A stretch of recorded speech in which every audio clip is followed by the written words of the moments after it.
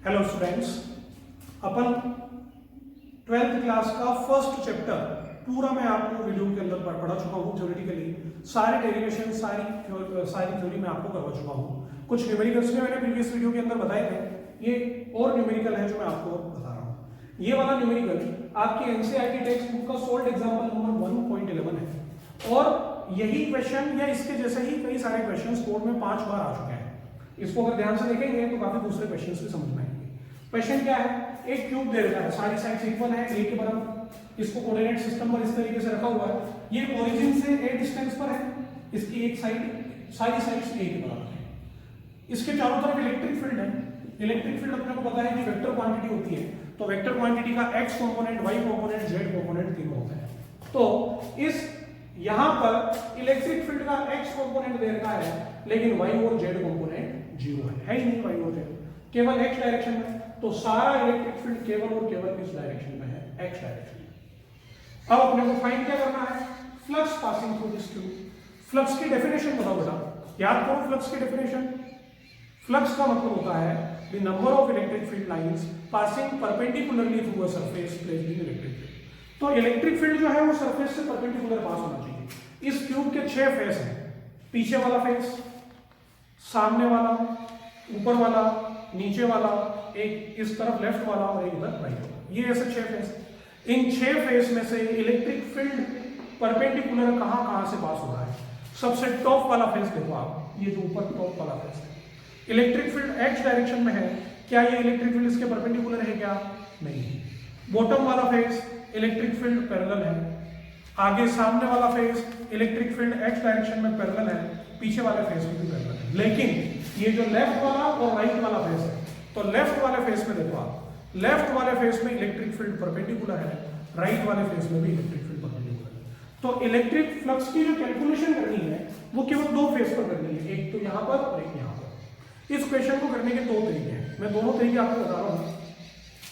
ध्यान से देखिए, ये वाला इलेक्ट्रिक फील्ड इस वाला इधर जा रहा है, तो यहां पर तो इलेक्ट्रिक फील्ड एंटर हो रहा है और इस वाले फेस से इलेक्ट्रिक फील्ड बाहर निकल रहा है। तो इनकमिंग फ्लक्स को मैं बोलूंगा φ1, आउटगोइंग फ्लक्स को मैं बोलूंगा φ2। ठीक है ना, incoming flux is φ1, outgoing flux is φ2। ये एरिया की डायरेक्शन क्वेश्चन में दे रखी है, 1 मिनट के लिए इस एरिया को अपन हटा देते हैं, बिना इसके भी अपन इसको सोल्व करेंगे, उसको लेकर भी बताऊंगा, पहले ऐसे करते हैं। Incoming flux is φ1, outgoing flux is φ2। अपन ने इलेक्ट्रिक फ्लक्स की प्रॉपर्टी के अंदर पढ़ा है कि outgoing flux is taken as positive and incoming flux is taken as negative. तो जितना फ्लक्स बाहर निकल रहा है, कुछ फ्लक्स अंदर भी आ रहा है, तो नेट कितना बचेगा, इसके अंदर बचने वाला जो नेट फ्लक्स होगा वो φ2 माइनस φ1। अब ध्यान से देखो ना, जितना इलेक्ट्रिक फील्ड अंदर एंटर होता बिल्कुल उतना ही इलेक्ट्रिक फील्ड अगर बाहर निकल जाता तो इनकमिंग फ्लक्स और आउटगोइंग फ्लक्स हो जाता बराबर। इस केस में नेट फ्लक्स हो जाता 0। लेकिन इलेक्ट्रिक फील्ड कांस्टेंट नहीं है, electric field is equals to alpha x to the power 1/9। Electric field x पे डिपेंड करता है, x is the distance from origin. पहले वाले फेस पर x की वैल्यू a है, दूसरे वाले फेस पर x की वैल्यू 2a। ठीक है ना। फ्लक्स का फॉर्मूला पता है क्या, E S cos theta, electric field area and cos theta. तो फाई नेट, φ2 को लिखूंगा मैं E2 S2 cos theta minus E1 S1 cos theta. Phi net equals E2, तो इलेक्ट्रिक फील्ड की वैल्यू होगी अल्फा x2 दी पावर 1/2। फिर आता है S का मतलब एरिया, तो सेकंड वाले फेस का एरिया साइड इनटू साइड यानी कि a square. Theta is the angle between E and S। Electric field इस डायरेक्शन में है और इस फेस का एरिया भी इसी डायरेक्शन में परपेंडिकुलर, तो इलेक्ट्रिक फील्ड और एरिया दोनों के बीच का एंगल 0 cos 0 1 माइनस E1। यहां का इलेक्ट्रिक फील्ड अल्फा और यहां के लिए x की वैल्यू को मैं लिखूंगा x1 alpha x1 to the power 1/2। फिर उसके बाद में एरिया, दोनों फेस का एरिया बराबर है a square. Theta is the angle between E1 and S1। Electric field उस तरफ, इस सरफेस का एरिया परपेंडिकुलर इधर लेना है, या परपेंडिकुलर इधर लेना, जहां आपकी मर्जी वाले सकते हो। अपन कोशिश करेंगे कि एंगल सेम बने, तो इस तरफ लिया तो इसका भी एंगल 0 हो गया, cos 0 1 ले लिया, ये हो गया 5 है। जो जो ये कॉमन है कॉमन ले लो, अल्फा कॉमन है, यहां पर a स्क्वायर कॉमन है, 1 भी कॉमन है, ब्रैकेट में बचेगा x2 to the power 1/2 x1 to the power 1/2 alpha a square. x2 second वाले फेस की ओरिजिन से डिस्टेंस कितनी है, 2a,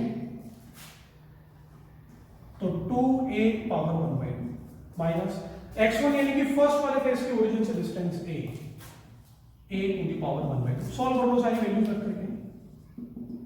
अल्फा की वैल्यू क्वेश्चन में दे दी है 800, a की वैल्यू क्वेश्चन में दे दी है 0.1 का स्क्वायर, फिर इसके बाद में 2 और a की वैल्यू दे दी है 0.1 और दोनों का मिला करके दे रखा है 1/2 माइनस 0.1 रेज़ टू पावर 1/2।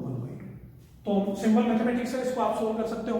मैं आपको इसके आगे सॉल्यूशन भी इसका करेंगे, इससे पहले मैं आपको इसका दूसरा मेथड बताता हूं। दूसरा मेथड ये है, अभी मैंने क्या किया, क्वेश्चन के अंदर जो एरिया की डायरेक्शन दे रखी थी उसको हटा दिया। मैंने मेरे हिसाब से डायग्राम को देखा कि यहां पर तो इलेक्ट्रिक फील्ड एंटर हो रहा है और यहां से इलेक्ट्रिक फील्ड बाहर निकल रहा है, तो बाहर वाले को आउटगोइंग फ्लक्स माना, आने वाले को इनकमिंग फ्लक्स माना, आउटगोइंग फ्लक्स को पॉजिटिव लिया, इनकमिंग फ्लक्स को नेगेटिव लिया और इस तरीके से मैंने उसको सोल्व कर दिया। दूसरा तरीका ध्यान से देखो, जो क्वेश्चन में डायग्राम बना रखा था बिल्कुल उसी तरह से।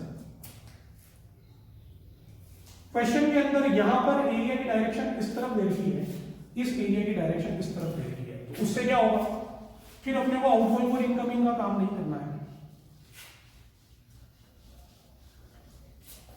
फिर अपने को देखना है कि यहां पर जो नेट फ्लक्स है वो 5(1 + 5)2 5(1 + 5)2 5(1) यानी कि यहां का फ्लक्स, 5(2) यानी कि यहां का फ्लक्स, माइनस अपने आप आएगा एरिया की वजह से। 5(1) यानी कि E1 S1 cos थीटा 1 और 5(2) यानी कि E2 S2 cos theta 2। E1 यहां का electric field alpha x1 to the power 1/2, S1 यानी कि यहां का एरिया a स्क्वायर का आधा थीटा 1, यहां से देखा theta 1 is the angle between electric field and area. Electric field इस तरफ है, लेकिन क्वेश्चन में इसकी डायरेक्शन बदलेगी, एंड यानी कि एरिया, तो एरिया तो इस तरफ है, इलेक्ट्रिक फील्ड इस तरफ है, तो थीटा की वैल्यू 180 डिग्री है, cos 180 डिग्री होता है माइनस। फिर E2 यानी कि इस जगह का इलेक्ट्रिक फील्ड अल्फा x2 की पावर 1/2, S2 यानी कि इसका एरिया, थीटा 2 यहां का इलेक्ट्रिक फील्ड इस तरफ, क्वेश्चन में ही डायरेक्शन बता रही है इस तरफ, दोनों के बीच का एंगल 0 डिग्री, cos 0 हो जाएगा 1। बस इसको सोल्व करो आप, तो 5 है, क्या क्या चीजें कॉमन है, अल्फा कॉमन है, a स्क्वायर कॉमन है, यहां पे क्या बच रहा है x2 की पावर 1/2 और ये माइनस के साथ में x1 to the power 1/2, alpha a square, x2 का मतलब ये 2a 1/2 minus x1 is a to the power 1/2। इन सब की वैल्यू रखनी है, अल्फा आपको दे रखा है 800, a आपको दे रखा है 0.1 मीटर, इन सब की वैल्यू रख करके आप 5 यहां से सोल्व कर सकते हैं, ठीक है।